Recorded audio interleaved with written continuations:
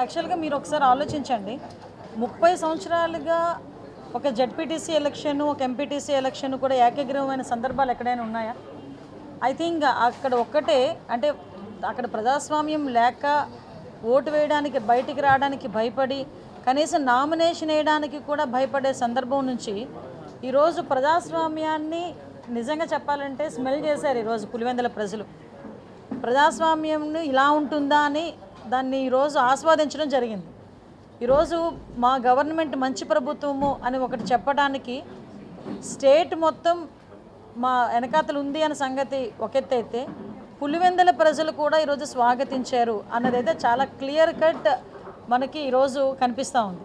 దానిలో భాగంగానే ఈరోజు పులివెందుల జెడ్పీటీసీ, అదేవిధంగా ఒంటిమిట్ట జెడ్పీటీసీ కూడా తెలుగుదేశం పార్టీ కైవసం చేసుకోవటం, దట్టు పులివెందుల్లో దగ్గర 600 పైన ఓట్ల మెజారిటీ, 6,000 పైన ఓట్ల మెజారిటీ, 683 మాత్రమే వైఎస్ఆర్సీపీకి రావటం, 6,000 ఓట్ల పైన మెజారిటీతో ఈరోజు తెలుగుదేశం పార్టీ జెడ్పీటీసీ కైవసం చేసుకోవటం నిజంగా పులివెందుల ప్రజలు ప్రజాస్వామ్యాన్ని ఆహ్వానించారు అన్నది ఒకటి. నెక్స్ట్, ఈరోజు కూటమి ప్రభుత్వాన్ని పులివెందుల ప్రజలు యాక్సెప్ట్ చేశారు. కూటమి ప్రభుత్వంలో వాళ్ళకి మంచి జరుగుతుంది, న్యాయం జరుగుతుంది అని నమ్మారు కాబట్టే ఈరోజు ఇంత భారీ మెజారిటీ ఇచ్చారు. కనీసం డిపాజిట్ కూడా రాలే వైఎస్ఆర్సీపీకి. సో ఇటువంటి సందర్భంలో మేమేదో పెద్ద పెద్ద ప్రగల్భాలు పలకం, కానీ మేము చెప్పేది ఒకటే, ప్రజాస్వామ్యాన్ని నమ్ముకున్న వాళ్ళు, అంబేద్కర్ రాజ్యాంగాన్ని నమ్ముకున్న వాళ్ళు ఎవరు పాడైన పరిస్థితులు లేవు.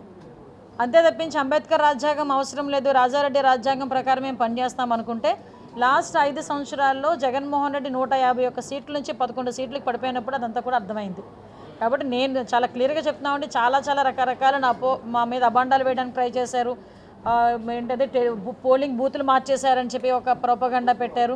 తర్వాత మేము కూర్చొని చెప్పాం, పోలింగ్ బూతులు మార్చడం అనేది ఎలక్షన్ కమిషన్ చేతిలో ఉంటుంది తప్పించి ఎవరి చేతిలో ఉండదు. ఆ విషయం కూడా క్లారిటీ ఇచ్చుకున్నాం. ఆఖరికి పోలీసులు పెట్టి మమ్మల్ని ఇలా చేశారు అలా చేశారని చెప్పి మాట్లాడారు.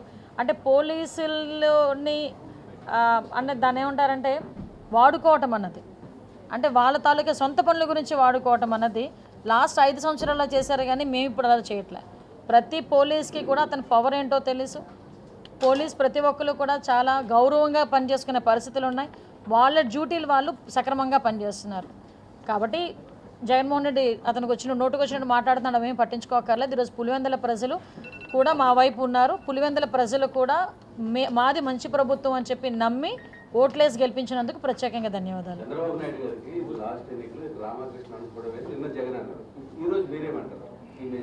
యాక్చువల్గా సంస్కారం ఉన్నవాడి గురించి మాట్లాడితే మంచిగా ఉంటుందండి. సంస్కారం లేని వాళ్ళు రాజకీయాల్లోకి వచ్చి ఇలాంటి పదాలు ఉపయోగిస్తూ ఉంటే కనీసం నెక్స్ట్ జనరేషన్స్ కూడా రాజకీయాల్లోకి రావాలి అనుకున్నా కూడా పెద్దవాళ్ళు ఎవరు ప్రోత్సహించే పరిస్థితులు కనిపించట్లే.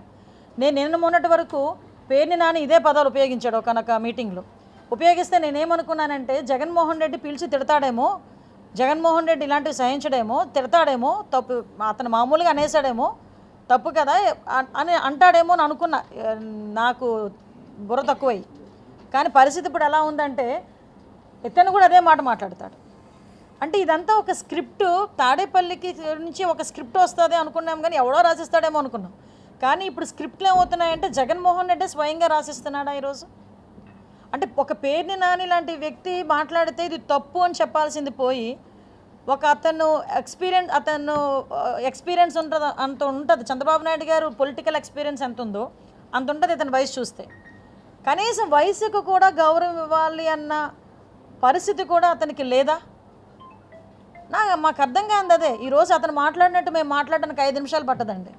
మాకు మాటలు లేక కాదు, మాట్లాడడం చేత కాదు. మాకు సంస్కారం ఉంది. ఒక సీఎం చేసిన వ్యక్తి గురించి మాట్లాడాలంటే మేము కూడా కొంచెం పరిధులు ఉంటాయి. కానీ 4 సార్లు సీఎం చేసిన వ్యక్తి, దగ్గర తండ్రి వయసు కన్నా ఇంకా ఎక్కువ ఉన్న వ్యక్తి, అటువంటి వ్యక్తి ఇంచుమించు తండ్రి వయసుతో సమకాలికులు, అటువంటి వ్యక్తి గురించి మాట్లాడతారేంటి? ఈరోజు చావు పుట్టకలు అనేవి మీరో నేనో చెప్తే వచ్చేది కాదు కదా. అలా అనుకుని ఇప్పుడు వాళ్ళ ఫాదర్ తాలూకా డెత్ గురించి కూడా మాట్లాడే పరిస్థితి వస్తే దయచేసి అదే అర్థం చేసుకోవాలి. నోటికి వచ్చినట్టు ఎలా పడితే అలాగా చంద్రబాబు నాయుడు గారు నెక్స్ట్ ఎలక్షన్స్కి ఉంటారు. నెక్స్ట్ ఏమనుకోద్ది మాట అంట జగన్మోహన్ రెడ్డి చాలా సందర్భాల్లో చాలా మీటింగుల్లో అన్నాడు 30 సంవత్సరాలు నేనే సీఎంని, 30 సంవత్సరాలు నేనే సీఎంని అని. ఏమయ్యారు? 11 సీట్లతో ఈరోజు ప్రతిపక్షం హోదాకి కూడా అడుక్కునే పరిస్థితి వచ్చింది జగన్మోహన్ రెడ్డికి. అంతే తప్పించి నెక్స్ట్ ఎలక్షన్స్లో ఎవరు ఉంటారో ఎవరు ఉండకూడదో డిసైడ్ చేయాల్సింది ఆ భగవంతుడు ప్లస్ ప్రజలు.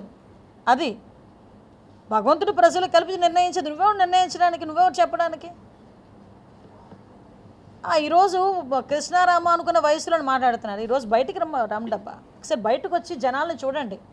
ఎప్పుడు చూడు పరదాల మాటలన్నా అలా ఉండిపోవడం కాదు కదా. ఈరోజు బయటకు వచ్చి 24 గంటల్లో సుమారుగా 18 గంటలు అల్లు పెరగకుండా ఈ రాష్ట్రం గురించి కష్టపడతా ఉంటే అటువంటి వ్యక్తిని చూసి చాలామంది మేము నేర్చుకుంటున్నామని ప్రపంచ దేశాల్లో ఉన్న రాజకీయ నాయకులందరూ మాట్లాడుతూ ఉంటే నీ పక్కన ఉండి కనీసం దాన్ని అంటే నేర్చుకోవడం నేర్చుకోకపోవడం పక్కన పెడితే అతని గురించి ఇంత నిజంగా మాట్లాడుతున్నావే జగన్మోహన్ రెడ్డి, ఇంకా బుద్ధి రాలేదా? నేను ఎందుకు ఈ మాట మాట్లాడుతున్నానంటే నువ్వు అధికారంలో ఉన్నప్పుడు ఏది టచ్ చేయకూడదు అదే టచ్ చేసావు. చంద్రబాబు నాయుడు గారిని టచ్ చేయకూడదు, ఆ రోజు టచ్ చేసావు, 11 వేట్లకు దిగిపోయావు. మళ్ళీ ఈరోజు ప్రతిపక్షంలో ఉండి అదే తప్పు చేస్తున్నావు. అదే చంద్రబాబు నాయుడు గారి గురించి వయసుకు కూడా గౌరవం ఇవ్వకుండా నోటికి వచ్చినట్టు మాట్లాడుతున్నావు. ఒక్కసారి ఇంకా నీ పరిస్థితి ఏంటో ఇంకా ప్రజలు నిర్ణయించాలి. మేము ఒకటే కోరుకుంటున్నామండి, ఇలాంటి వాళ్ళు మాట్లాడి పట్టించుకొని మేము రియాక్ట్ అవ్వాల్సిన అవసరం కూడా లేదు. మళ్ళీ చెప్తున్నా, సంస్కారం లేనివాడి గురించి మాట్లాడాల్సిన అవసరం మాకు లేదు. ఈరోజు అతను ఫ్రస్ట్రేషన్తో మాట్లాడుతున్నాడన్న సంగతి అర్థమవుతుంది. పులివెందల్లో ఎప్పుడైతే ఓటమి ముందే స్మెల్ చేసి దానికి ఈరోజు డైవర్షన్ పాలిటిక్స్ తీసుకురావడానికి ఈ రకంగా మాట్లాడి రెచ్చగొట్టే ప్రయత్నాలు చేస్తున్నారు. ఈరోజు పులివెందల ప్రజలు కానీ కడప జిల్లాకి నీళ్ళు ఇచ్చిన ఘనత చంద్రబాబు నాయుడు గారిదండి. ఈరోజు పులివెందలకి నీళ్ళు ఇచ్చిన ఘనత చంద్రబాబు నాయుడు గారిదండి. అటువంటిది అవన్నీ కూడా గుర్తుపెట్టుకొని ఈరోజు పులివెందల ప్రజలు పట్టం కట్టారు, తెలుగుదేశం పార్టీకి పట్టం కట్టారు. దాన్ని ఈరోజు స్వాగతించాల్సిందే. పులివెందల ప్రజలందరికీ కూడా, పులివెందల ఒంటిమిట్ట ప్రజలందరికీ కూడా ధన్యవాదాలు.